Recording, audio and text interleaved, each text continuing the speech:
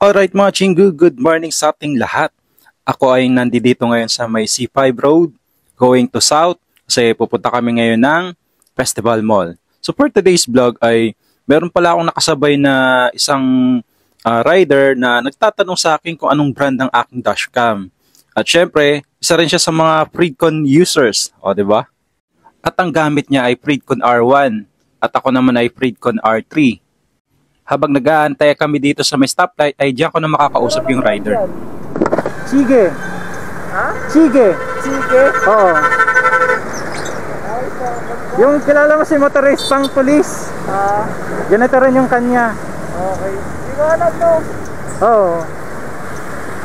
Karatan lang sa akin, ito lang eh. Yung isa na R3 naman yung sa akin. Ano yung Freedcon din? Oo, Freedcon R3. Yung R1 Pro? Oo. Meron din yung yung kay J-Mac. Kilala mo si J-Mac? Mas mura yun, 15k lang siya. Ano na rin, ganito rin, same din. Ayos.